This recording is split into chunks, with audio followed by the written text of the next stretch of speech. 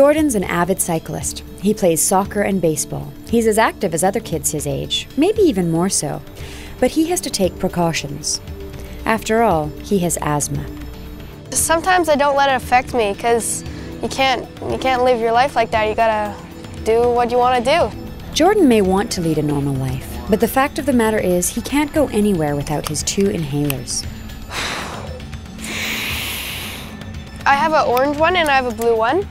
One calms me down right when I'm having an asthma attack. And the other one, it prevents from having an asthma attack, so it controls it a little more. I'm very much aware of Jordan's asthma and the importance of keeping it under control because Jordy also has a life-threatening allergy. And if his asthma is not well controlled, then that is very, very dangerous for him. Yes, life or death. For most of us, the nose is the body's first line of defense against air pollution. When we breathe in air pollutants, our body actually has a series of natural mechanisms to protect ourselves. And they include some hairs that will clean out like little sweepers, mucus that can trap some of these pollutants, and together they try to clean the pollutants out of the body. But really fine particulates, ozone and other contaminants can sneak past the body's defenses and penetrate deep into the lungs. When we breathe in those pollutants, 2 things actually happen. One is that some people who already have breathing problems like asthma, or more importantly, elderly people that may have reduced lung capacity can have their breathing made much worse. I get wheezy and I do a lot of coughing, stuff like that. It kind of hurts my throat a little. The second real problem, and one that doesn't get as much attention, is these particulate matter can actually cause a reaction in the body that for whatever reason leads to heart problems and may lead either to sudden death or more heart problems themselves. In fact, air pollution accounts for as many heart problems as lung problems.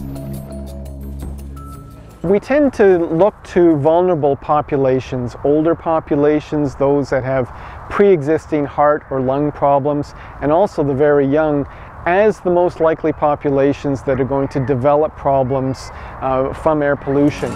With babies and toddlers, their lungs aren't fully developed yet. It's felt that if you stunt the development of those lungs, the child will find it harder to breathe normally later in life. Jordan was 2 when his symptoms materialized. One time we were heading over to Victoria on the ferry and he had a terrible reaction to all the pollution from the cars, and we ended up getting a special pass so that we wouldn't have to wait in the lineup on the way back because it certainly did affect his breathing. Jordan has determined that his medical condition isn't going to slow him down.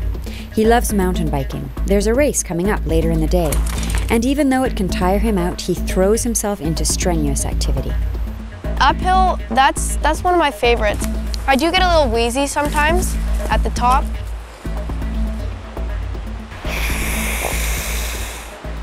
Asthmatics aren't the only people affected by bad air.